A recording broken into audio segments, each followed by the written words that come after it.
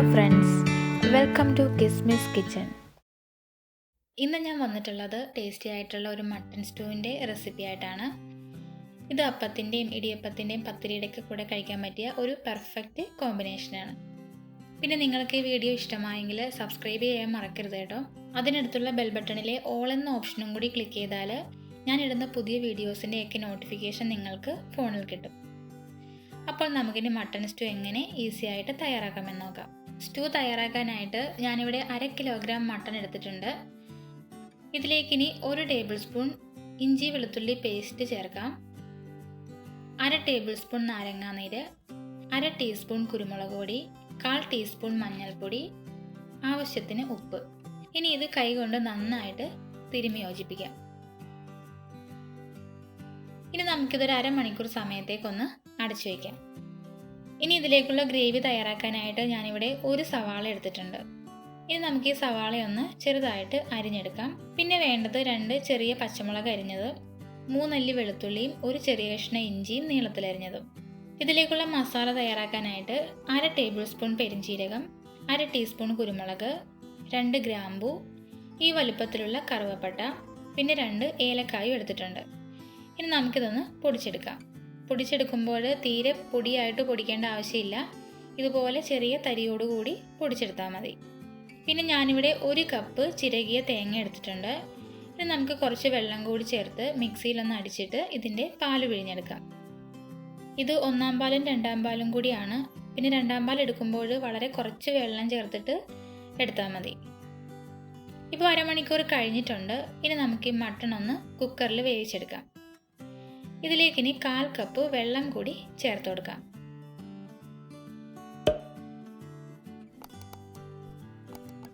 ഇനി ഈ വലുപ്പത്തിലുള്ള ഒരു ഉരുളക്കിഴങ്ങും ക്യാരറ്റും കൂടി ചേർക്കാം. എന്നിട്ടൊരു 6 വിസിൽ കേൾക്കുന്നവരെ ഒന്ന് വേവിച്ചെടുക്കാം. ഇപ്പോൾ ഇതിലെ ആവിയൊക്കെ പോയി തീർന്നിട്ടുണ്ട്. ഇനി നമുക്കിതൊന്ന് തുറന്നു നോക്കാം. ഇപ്പം മട്ടണൊക്കെ നന്നായിട്ട് വെന്ത് വന്നിട്ടുണ്ട്. ഇനി ഇതിൽ നിന്ന് ഈ ഉരുളക്കിഴങ്ങും ക്യാരറ്റും നമുക്ക് മാറ്റി വയ്ക്കാം.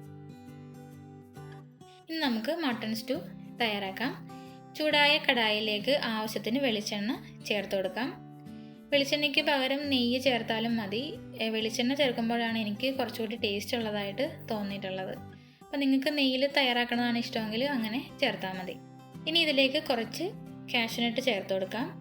എന്നിട്ട് ഇതിൻ്റെ കളർ മാറുന്നവരെ ഒന്ന് ഫ്രൈ ചെയ്ത് കൊടുക്കാം. ഇപ്പോൾ ഇതിൻ്റെ കളറൊക്കെ മാറിയിട്ടുണ്ട്. ഇനി ഇതിലേക്ക് കുറച്ച് കറിവേപ്പില ചേർക്കാം.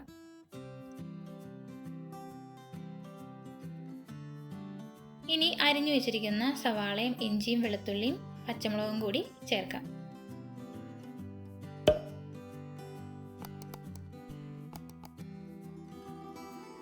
ആവശ്യത്തിന് ഉപ്പ് ചേർക്കാം, അല്പം മഞ്ഞൾപ്പൊടി. ഇനി നമുക്കിത് നന്നായിട്ട് വഴറ്റിയെടുക്കാം.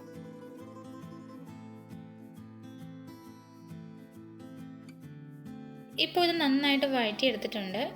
ഇനി ഇതിലേക്ക് പൊടിച്ചു വച്ചിരിക്കുന്ന മസാല ചേർക്കാം. എന്നിട്ടൊരു 2 മിനിറ്റ് സമയത്തേക്കും കൂടി വഴറ്റി കൊടുക്കാം. ഇനി ഇതിലേക്ക് വേവിച്ചു വച്ചിരിക്കുന്ന മട്ടൺ ചേർത്ത് കൊടുക്കാം. എന്നിട്ട് നന്നായി ഇളക്കി കൊടുക്കാം. ഇനി ഇതിലേക്ക് വേവിച്ച് വെച്ചിരിക്കുന്ന ഉരുളക്കിഴങ്ങിൽ നിന്ന് കുറച്ച് പൊടിച്ചെടുത്തത് ചേർത്ത് കൊടുക്കാം.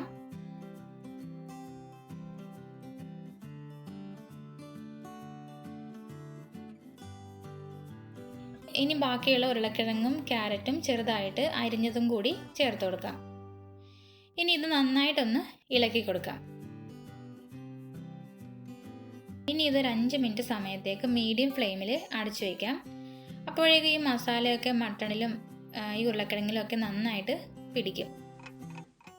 ഇപ്പോൾ 5 മിനിറ്റ് കഴിഞ്ഞിട്ടുണ്ട്. ഇനി നമുക്കിതൊന്ന് തുറന്നു നോക്കാം. ഇതിലേക്ക് ഇനി നമ്മൾ എടുത്തു വച്ചിരിക്കുന്ന തേങ്ങാപ്പാൽ ചേർത്ത് കൊടുക്കാം. തേങ്ങാപ്പാൽ ചേർക്കുന്നതിന് മുൻപ് ഇതുപോലെ തിക്ക് ഗ്രേവി ആണെങ്കിൽ തേങ്ങാപ്പാൽ ചേർത്ത് കഴിയുമ്പോൾ നമുക്ക് പാകത്തിനുള്ള കൺസിസ്റ്റൻസി കിട്ടും. അല്ലെങ്കിൽ നമ്മൾ കുറച്ച് സമയം കൂടി തിളപ്പിക്കേണ്ടി വരും ആ കൺസിസ്റ്റൻസി കിട്ടാനായിട്ട്. അപ്പം ടേസ്റ്റും കുറയും, ചിലപ്പോൾ തേങ്ങാപ്പാൽ പിരിഞ്ഞു പോകാനും സാധ്യതയുണ്ട്. അതുകൊണ്ട് ഈ ഒരു തിക്ക് ഗ്രേവി ആയി കിട്ടിയ ശേഷം മാത്രം തേങ്ങാപ്പാൽ ഒഴിക്കാനായിട്ട് നിങ്ങൾ ശ്രദ്ധിക്കണം. ഉപ്പ് കുറവാണ്, കുറച്ചും കൂടി ഉപ്പ് ചേർത്ത് കൊടുക്കാം. എന്നിട്ട് നന്നായിട്ടൊന്ന് ഇളക്കി കൊടുക്കാം. കുറച്ച് ഗരം മസാല കൂടി ചേർത്ത് കൊടുക്കാം. നിങ്ങൾക്ക് മസാലയുടെ സ്മെല്ല് പോരെങ്കിലും മാത്രം ഈ സമയത്ത് കുറച്ച് ഗരം മസാല ചേർത്താൽ മതി, അല്ലെങ്കിൽ ചേർക്കേണ്ട ആവശ്യമില്ല ഗരം മസാല. ഇനി തീ കുറച്ച് വെച്ചിട്ട് നമുക്ക് ഈ മട്ടൺ സ്റ്റൂ ഒന്ന് ചൂടാക്കിയെടുക്കാം. തിളപ്പിക്കേണ്ട ആവശ്യമില്ല, ഈ ഗ്രേവി ഒന്ന് ചൂടായാൽ മാത്രം മതി. ഇപ്പോൾ ഇത് റെഡി ആയിട്ടുണ്ട്. കുറച്ച് കഴിയുമ്പോൾ ഇത്തിരി കൂടി ഗ്രേവി തിക്കായിട്ട് വരും. പിന്നെ കൂടുതൽ തിക്കായി വന്നാൽ കുറച്ചും കൂടി ചൂടുവെള്ളം ഒഴിച്ചിട്ടൊന്ന് മിക്സ് ചെയ്തെടുത്താൽ മതി. അങ്ങനെ നമ്മുടെ സൂപ്പർ ടേസ്റ്റി ആയിട്ടുള്ള മട്ടൺ സ്റ്റൂ റെഡി ആയിട്ടുണ്ട്. അപ്പോൾ എല്ലാവരും ഇതുപോലെ മട്ടൺ സ്റ്റൂ ഒന്ന് തയ്യാറാക്കി നോക്കണം, നല്ല ടേസ്റ്റാണ്. ഈ വീഡിയോ ഇഷ്ടമായെങ്കിൽ ഷെയർ ചെയ്യാനും ലൈക്ക് ചെയ്യാനും മറക്കരുത് കേട്ടോ. താങ്ക്